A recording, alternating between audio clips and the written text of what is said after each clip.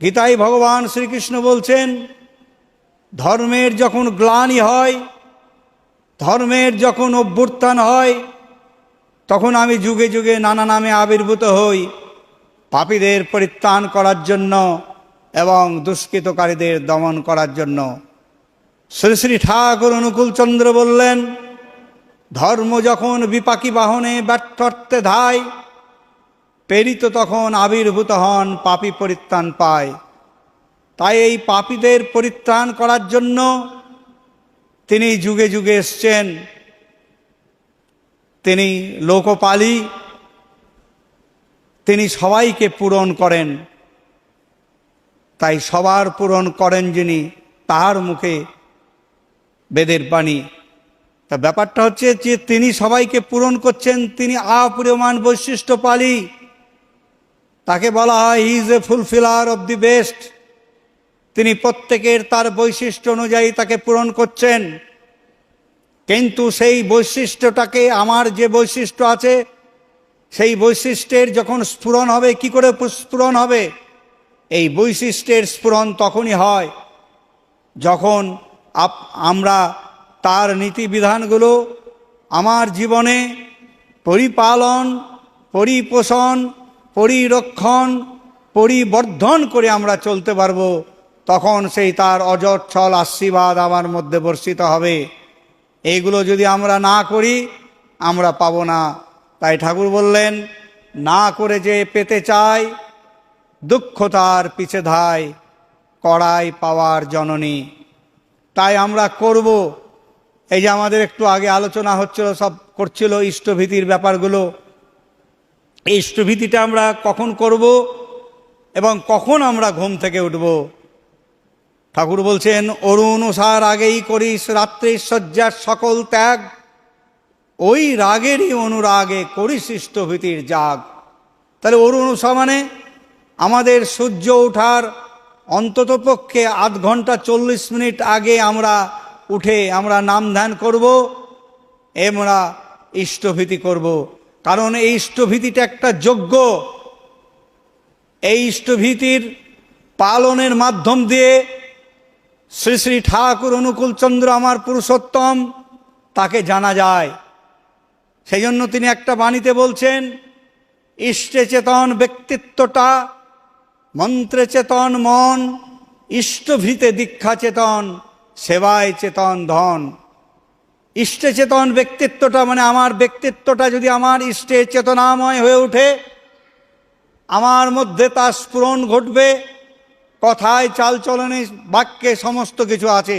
সেই জন্য তিনি আবার আর একটা জায়গায় বলছেন, যে আচরণ বাক্য কর্ম বাঁচাবার আর উৎস হয়, তাকেই জানিস ধর্ম বলে, নইলে ধর্ম কিছুই নয়। তাহলে যে আচরণ এবং বাক্য কর্ম, একটা পট করে একটা বাজে কথা বলে দিলাম, আন্দাজে সমস্ত কিছু বলে দিলাম, এগুলো কিন্তু ঠিক নয়। সেই জন্য শ্রী শ্রী ঠাকুর অনুকূলচন্দ্র বলছেন একটা জায়গায়, যা তুমি জানো না সে বিষয়ে কাউকে উপদেশ দিতে যেও না। সেজন্য আগে আমাকে জানতে হবে যে মানুষটা বলল কি না, তাকে খোঁজ নিতে হবে। আর পট করে একটা কথা বলে দিলাম বাস, তাইলে মানুষের সমস্ত কিছু তার সেন্টিমেন্টে লেগে যাবে। একটা বাচ্চা ছেলেকেও তার একটা সেন্টিমেন্ট আছে, প্রত্যেকের একটা সেন্টিমেন্ট আছে। এখানে যদি আঘাত দেওয়া হয় তাহলেই কিন্তু মুশকিল আছে। সেই জন্যে আমাদের সমস্ত কিছু জানার ব্যাপার, বুঝার ব্যাপার, এগুলো জানতে হবে। তাহলে কিন্তু আমাদের ইষ্টস্ফুরণ হবে। মন্ত্রে চেতন মন, এই যে আমরা প্রার্থনা করছি মানস আবৃত্তি, সংস্কৃত থেকে আমরা মৈথিলি ভাষা থেকে আরম্ভ করে সমস্ত কিছু যেগুলো আমরা বলছি, এর মাধ্যম দিয়ে আমাদের কি হয়? আমাদের মনটাকে পরিত্রাণ করে। আর যখনই মনটাকে পরিত্রাণ করে, মনটা যখন শান্ত হয়, মনটা যখন পবিত্র হয়, তখন তার সেই অজস্র আশীর্বাদ এবং তার নাম ধ্যান দুটোই হয়। কারণ ঠাকুর একটা জায়গায় বলছেন, নামে মানুষকে তীক্ষ্ণ করে, ধ্যানে মানুষকে স্থির এবং গ্রহণ করার ক্ষমতাটা জন্মায়। তাহলে এই নাম ধ্যানটা আমরা কখন পাচ্ছি?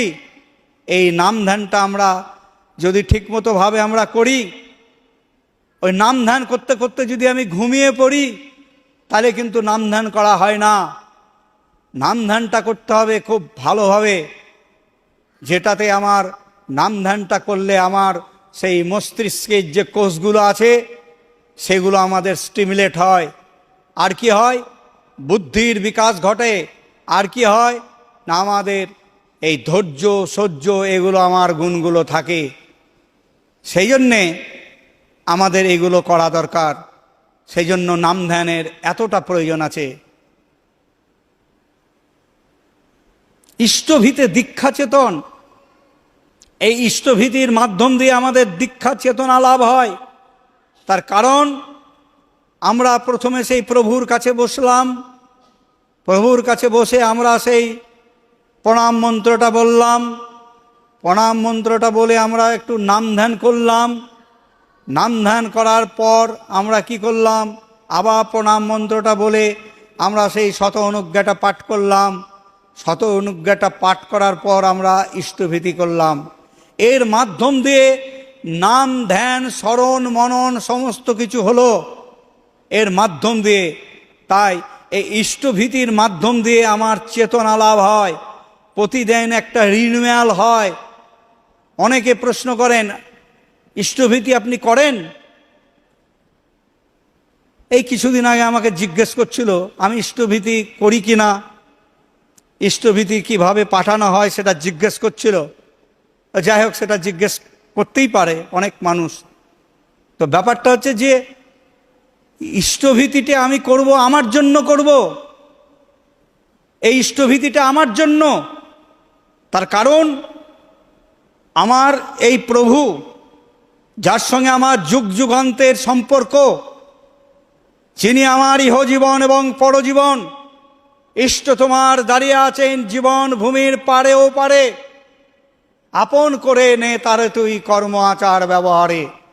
তাহলে তিনি আমাকে যে জীবন দান করেছেন, সুস্থভাবে জীবনযাপন করেছেন, জীবন দান করেছেন, তার সেখানে তার উদ্দেশ্যে আমরা ইষ্টভীতি করব। যেমন শ্রী ঠাকুর অনুকূলচন্দ্র বলছেন, মা যেমন তার নিজে হাতে ছেলে পেলের যত্ন করে, তাই ছেলের উপর অত অশ্রদ্ধা আছে না, তাই অত ভালোবাসা। গুরু সেবা নিজ হাতে করলে অহংকার পাতলা হয়, অভিমান দূরে যায়। গুরুই ভগবানের সাকার মূর্তি, অ্যাবসুলেট। গুরুকে আমার বলে ভাবতে হয়। মা বাপ পুত্র ইত্যাদি লোকের কথা যেন সেই গুরু সেবার মাধ্যম দিয়ে তাকে আমরা জানতে পারি। তিনি যেন আমার একজন পরিবারের সদস্য। আজকে আপনারা জানেন, শিবাজি একজন দুষ্কৃত ব্যক্তি ছিলেন। আমাদের তার আগের লাইফটা শিবাজির, কিন্তু তিনি গুরু রামদাসকে ধরে তিনি তার সমস্ত কিছু ত্যাগ করে সেই গুরু রামদাসের চরণে তিনি সমর্পণ করেছিলেন। সেই গুরু রামদাস তাকে বলেছিলেন, ঠিক আছে, আমার তুমি প্রতিভু হয়ে তুমি এই রাজ্য চালাও। তাহলে যারা গুরুকে বরণ করে, যারা গুরুকে প্রভিডেন্ট করে, যারা ইষ্টভীতি করে, এই ইষ্টভীতিটা আগে ছিল, এখন আছে, পরে থাকবে। আমাদের বৈষ্ণব শাস্ত্রে বলছেন, জীবে দয়া নামে রুচি বৈষ্ণব সেবন, ইহা ছাড়া মুক্তি নাই শোনো সনাতন। আমাদের খ্রিস্টানরা বলছেন চার্চ রেট। জেমস সাহেব বলছেন দেওয়ার আগে দেওয়ার আবেগ। শ্রীরামকৃষ্ণদেব বলতেন, আমার জন্য কিছু নিয়ে আসছিস, এক খিলি পানও নিয়ে আসতে হয়। গুরুর গৃহে এলে গুরুর জন্য এক খিলি পানও নিয়ে আসতে হয়। মুসলমানরা জাকাত বলছেন। আমাদের সব থেকে বড় জিনিস, আমাদের যখন অগ্রহায়ণ মাসে যে এটা আমাদের ধান্য ওঠে, সেই ধান্য, নতুন ধান, আমরা সেই পরম প্রভুকে না দিয়ে আমরা খাই না, যেটাকে আমাদের নবান্ন বলা হয়, নবযুক্ত অন্ন, তাকে দিয়ে আমরা খাই। সেই যে দেবতারই পুজো করেন। এটা মুসলমানদের মধ্যেও আমি দেখেছি যে তারা পায়েস করে মসজিদে শুক্রবারের দিন দিয়ে তারপর তারা সেটা গ্রহণ করে। তাহলে ব্যাপারটা হচ্ছে এইটা কিন্তু ইষ্টভীতি, পার্ট অফ দি ইষ্টভীতি। আমরা কিন্তু প্রত্যক্ষ বা পরোক্ষভাবে করি। ইষ্টভীতি যে আমরা করি না তা নয়। কিন্তু শ্রী শ্রী ঠাকুর অনুকূলচন্দ্র একটা পদ্ধতি বলে দিলেন। তিনি বললেন, দীক্ষা নিলে জানিস মনে ইষ্টভীতি করতেই হয়। ইষ্টভীতিবিহীন দীক্ষা কভুকরে চেতন রয়। যতই আসুক আপদ বিপদ, যেমনি হোক প্রাণ, ইষ্টভীতি আনে আনে সবার পরিত্রাণ। শ্রী শ্রী ঠাকুর অনুকূলচন্দ্রের অভাব নাই, কিন্তু তিনি অত্যন্ত দয়াবান, তিনি অত্যন্ত কৃপাবান। তাই তিনি আমাদের কাছ থেকে চেয়ে নিচ্ছেন। এটা আমাদের কাছে চেয়ে নিচ্ছেন কেন? না, আমাদের জীবনটাকে আমাদের এই বিপদ সংকুলের হাত থেকে তিনি রক্ষা করতে চাইছেন। তাই বলছেন, আবার আর একটা জায়গায় বলছেন, ঈশ্বর তোরে বাসেন ভালো, স্বার্থ তাতে কি, তুই তারে না বাসলে ভালো, ছায়ে ঢালা ঘি। ঈশ্বর আমাকে ভালোবাসতে চাইছেন, তিনি আমাকে দিতে চাইছেন দুহাত ভরে, তিনি সমস্ত কিছু দিতে চাইছেন। কিন্তু আমি যদি সেই হতভাগ্য আমার জীবন হয়, আমি সেটা কিন্তু নিতে পারবো না, আমার সে হাত থেকে কিন্তু পড়ে যাবে। তাই তিনি আমাদের অত্যন্ত ভালোবাসেন। তাই তার এই ভালোবাসার দান হিসাবে আমরা তাকে যতটুকু দিতে পারবো, সেই প্রেম নিংড়ানো ভালোবাসা, সেই ভালোবাসাটুকুও যদি দিতে পারি, এটার মাধ্যম দিয়ে আমাদের জীবনটা তরতাজা হয়ে ওঠে, আমাদের জীবনটা ভরপুর হয়ে ওঠে। আজকে দেখুন, আজকে যারা গুরুকরণ করেনি তাদের জীবনে কি দুর্বিষহ ঘটনা ঘটে গেছেন। আমাদের রানা প্রতাপ সিংয়ের নাম আপনারা জানেন। তিনি একজন বিশাল সাম্রাজ্যের অধিকারী ছিলেন। সেই রানা প্রতাপ সিংয়ের কিন্তু কোনো গুরু ছিল না, তার জীবন আদর্শ ছিল না, তার আইডিয়াল ম্যান ছিল না। তার জন্য তাকে তিনি কখনো তিনি যুদ্ধে জয়লাভ করতে পারেননি। তিনি তার সাম্রাজ্যকে ধ্বংস করে দিয়েছিলেন। তার কারণ, আমাদের জীবনে যদি আদর্শ থাকে, আমাদের প্রত্যেকের জীবনে দেখবেন আদর্শ আছেন। আমি একটু আগে শিবাজির কথাটা বললাম, যে একটা ছোট্ট রাজ্যের একটা জায়গিরদারের ছেলে, যিনি সেই গুরুকে ধরে যিনি এত বড় হয়েছেন। তাই আমাদের জীবনে গুরু আমাদের প্রধান এবং শ্রেয়। স্বামী বিবেকানন্দের কথা যদি আমরা চিন্তা করি, তিনি একটা জায়গায় বলছেন যে যারা এই বাজনা বাজাচ্ছেন, যারা এই বিউগল বাজাচ্ছে, তাদের থেকে তিনি লক্ষ লক্ষ হাজার হাজার স্বামী বিবেকানন্দ তৈরি করতে পারেন। তিনি কিন্তু বলছেন, আমি তার গ্রন্থে পড়েছি। তাহলে ব্যাপারটা হচ্ছে তিনি সমস্ত সৃষ্টি করতে পারেন। তাহলে তিনি সেই গুরুর মহিমাটা বুঝেছিলেন। যারা গুরুর মহিমা বুঝতে না পারবে, আর বুঝার জন্যই আমাদের এই নাম ধ্যান, এতটা সাধনা, এতটা দীক্ষার প্রয়োজনীয়তার কথা আছে। সেই জন্যে আমরা যখন মন্দিরে আসব, আমরা যখন যে গৃহে থাকব, আমরা সে বাড়িতেই থাকি, আর আমরা এই যে মন্দিরেই আমরা আসি, ঠাকুর অনুকূলচন্দ্র থেকে আরম্ভ করে যে আমাদের ইষ্ট দেবতা বা ইষ্ট দেবীর আমরা মন্দিরে যাই না কেন, সেখানে কিন্তু আমরা ভক্তি সহকারে যাব, সেখানে গোলমাল করব না, সেখানে আমরা চুপচাপ থাকব। তার কারণ, আমরা যে মন্দিরে যাই তার সেই যে শক্তি, সেই অসি, সেটা বিচ্ছুরিত হয়। সেটা কিন্তু আমরা যদি বোঝার চেষ্টা না করি, তাহলে কিন্তু আমরা নিতে পারবো না। তার কারণ, এই যে ফ্যানের হাওয়া চলছে, এই ফ্যানের হাওয়া থেকে যদি আমি ওই দূরে চলে যাই, তাহলে কিন্তু ফ্যানের হাওয়াটা আমি বুঝতে পারবো না, সেটা অনুভব করতে পারবো না।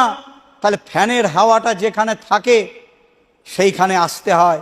অর্থাৎ আমরা এই মন্দিরের মধ্যে থেকে যদি আমাদের এই চিন্তাটা বাইরে থাকে, তাহলে কিন্তু হবে না। সেই জন্যে আমাদের মন্দিরে আসতে হয়।